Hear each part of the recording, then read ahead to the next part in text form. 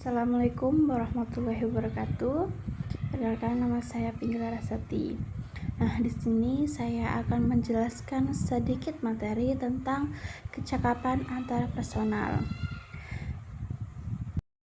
Namun sebelum itu, mari kita pelajari terlebih dahulu tentang kecakapan personal.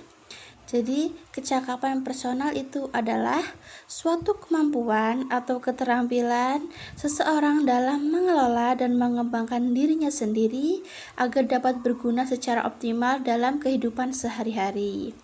Nah, dengan ini kecakapan personal berkaitan dengan sikap, perilaku, dan kebiasaan yang mendukung kemandirian serta perkembangan diri. Nah, itulah tadi tentang kecakapan personal. Dilanjutkan dengan apa sih kecakapan antarpersonal? Jadi, kecakapan antarpersonal itu membangun koneksi dan memahami diri. Jadi, kalau tadi kecakapan personal lebih ke pengelolaan diri, maka kecakapan antarpersonal yaitu lebih menekankan pada hubungan sosial. Dengan antara lain, kecakapan personal adalah kemampuan seseorang dalam menjalin hubungan, interaksi, dan bekerja sama dengan orang lain secara efektif. Mengapa sih kecakapan antarpersonal itu penting? Nah, kecakapan antarpersonal itu penting karena manusia adalah makhluk monodualis, yaitu makhluk individu dan juga makhluk sosial, di mana yang dimaksud dengan makhluk individu adalah memiliki akal, pikiran, perasaan, dan juga bertanggung jawab untuk mengembangkan dirinya sendiri. Nah, sedangkan makhluk sosial adalah yaitu manusia itu hidup, berkembang, dan dapat bekerja sama dengan orang lain. Dengan antara lain dapat berinteraksi dengan orang lain. Nah, setelah kita mempelajari tentang kecakapan antarpersonal, sekarang kita mempelajari tentang jenis-jenis komunikasi berdasarkan jumlah komunikan ataupun pihak yang terlibat.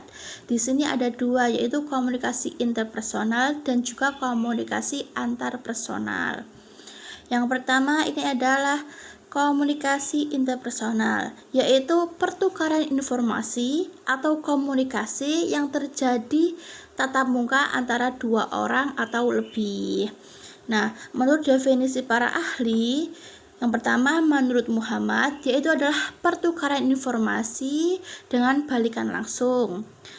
Dan menurut Devito, yaitu adalah penyampaian pesan dengan umpan balik yang segera. Dan menurut Mulyana, yaitu adalah komunikasi dua orang tatap muka. Dengan berdasarkan definisi para ahli tersebut, dapat disimpulkan bahwa komunikasi interpersonal yaitu komunikasi yang terjadi antara dua orang atau lebih secara langsung, baik secara tatap muka, lisan, tulisan, ataupun media. Dengan fungsi utamanya yaitu untuk menyampaikan pesan, membangun hubungan, dan memengaruhi dan bekerja sama dengan orang lain. Yang selanjutnya yaitu efektivitas komunikasi interpersonal. Nah, menurut Effendi yang dikutip dari Bruce Narto 2003, komunikasi interpersonal adalah yang paling efektif dalam mengubah sikap, pendapat, ataupun perilaku seseorang karena sifatnya yang dialogis berupa percakapan. Nah, kan begitu. Efektivitas komunikasi interpersonal berarti sejauh mana sih komunikator dapat mengetahui tanggapan komunikan secara langsung. Nah, kalau tadi efektivitas komunikasi interpersonal, sekarang adalah klasifikasi komunikasi interpersonal. Menurut Reading, mengklasifikasikan komunikasi interpersonal terbagi menjadi 4 jenis. Yang pertama yaitu interaksi intim, di mana antara teman baik atau keluarga dan ikatan emosional yang kuat. Yang kedua yaitu percakapan sosial, yaitu adalah suatu interaksi sederhana untuk menyenangkan dan membangun hubungan yang informal. Yang ketiga yaitu interogasi atau pemeriksaan, yaitu di mana seseorang dalam mengontrol meminta informasi dari orang lain. Dan yang keempat yaitu wawancara, yaitu dua orang yang terlibat dalam percakapan suatu tanya jawab. Bentuk komunikasi interpersonal. Nah, di sini ada beberapa bentuk komunikasi interpersonal yang terjadi di kehidupan sehari-hari. Contohnya yaitu yang pertama percakapan baik satu orang ataupun dua orang ataupun lebih. Yang kedua itu adalah dialog. Yang ketiga adalah sharing pengalaman hidup.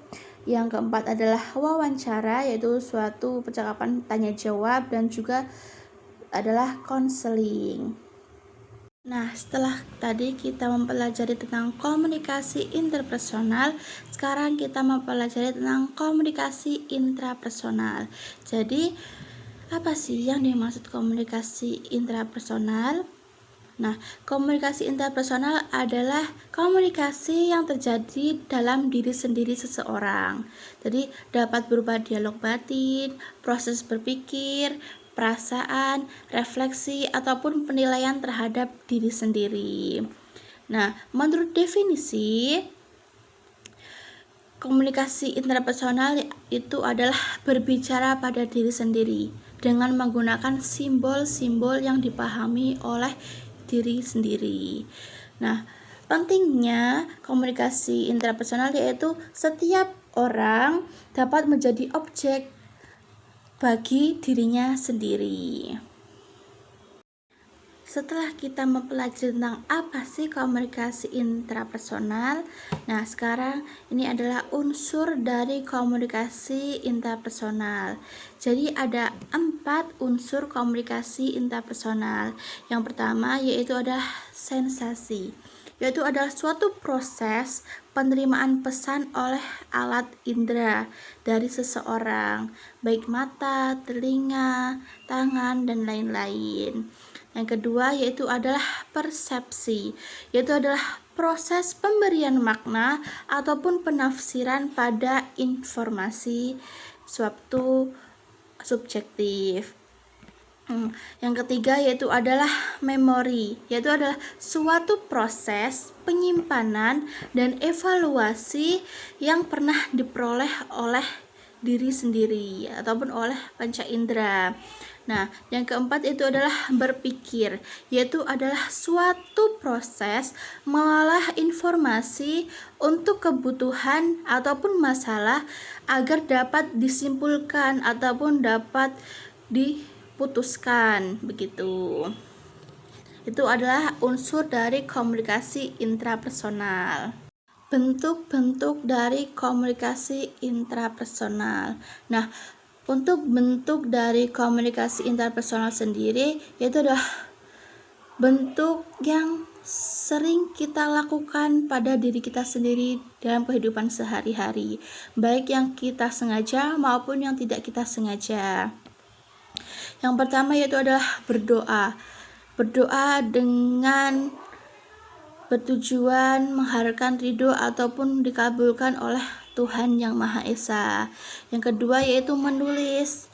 Dengan begitu kita menulis di secari kertas ataupun di suatu buku tertentu yang memang sering kita gunakan untuk berkomunikasi dengan diri sendiri. Yang ketiga yaitu bercermin. Dengan begitu kita dapat melihat bayangan diri kita sendiri di cermin itu. Apapun yang kita sampaikan, kita bisa melihatnya sendiri. Nah, yang selanjutnya itu berimajinasi, dan yang kelima yaitu berhayal ataupun bermimpi. Nah, itu tadi yang kita pelajari tentang kecakapan antarpersonal, baik kecakapan interpersonal maupun kecakapan intrapersonal.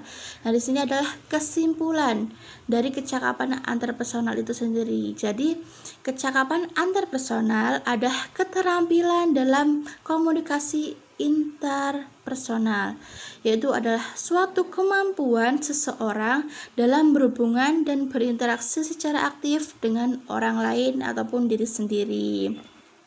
Nah, agar komunikasi antarpersonal berjalan baik, diperlukan beberapa aspek penting. Di antara lain yaitu adalah komunikasi yang efektif, yaitu di mana mampu menyampaikan pesan dengan jelas, mudah dipahami, dan disertai kemampuan mendengarkan dengan aktif. Yang kedua yaitu kepercayaan diri, yaitu di mana keberanian untuk berani mengemukakan pendapat, gagasan, maupun perasaan tanpa rasa takut yang berlebihan. Yang ketiga yaitu memahami topik. Dengan begitu menguasai dan memahami apa yang sedang dibicarakan agar komunikasi tidak salah arah. Dan yang keempat yaitu adalah pengetahuan yang luas, yaitu dengan wawasan yang cukup membuat seseorang mampu menyesuaikan diri dengan berbagai situasi dan lawan bicara. Contoh komunikasi antarpersonal. Ini ada beberapa contoh dan juga penjelasannya tentang komunikasi antarpersonal. Yang pertama itu adalah antara guru dengan murid. Contoh, guru menjelaskan materi di kelas, lalu murid bertanya untuk memperjelas. Penjelasannya terjadilah komunikasi dua arah dengan feedback langsung, dengan tujuannya agar murid memahami pelajaran yang guru jelaskan. Yang selanjutnya ada contoh teman dengan teman, itu suatu percakapan santai. Contohnya yaitu dua sahabat berbincang tentang rencana liburan bersama. Penjelasannya apa sih? Penjelasannya yaitu komunikasi ini bersifat informal. Tujuannya yaitu mempererat hubungan sosial. Contoh yang ketiga yaitu orang tua dengan anak. Contohnya, orang tua menasihati anak agar rajin belajar dan anak memberikan tanggapan ataupun pertanyaan. Penjelasannya apa sih? Penjelasannya itu adalah bentuk komunikasi interpersonal yang melibatkan kasih sayang, dukungan, dan juga bentuk karakter. Itulah tadi penjelasan yang dapat saya sampaikan tentang komunikasi antarpersonal. Untuk kurang lebihnya saya ucapkan terima kasih dan juga mohon maaf sebesar-besarnya apabila ada kesalahan dan juga kekeliruan. Saya akhiri, wassalamualaikum warahmatullahi wabarakatuh.